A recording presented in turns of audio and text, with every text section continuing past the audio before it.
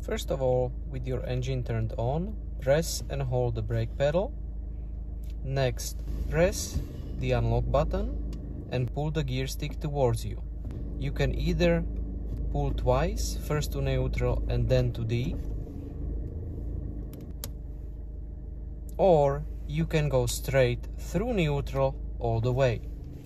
After releasing the brake pedal, the car will start moving and is ready to drive. In order to reverse, press and hold the brake pedal.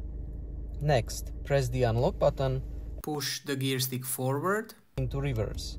Again, you can either go through the two-step process, first to neutral and then to reverse, or you can go straight to reverse.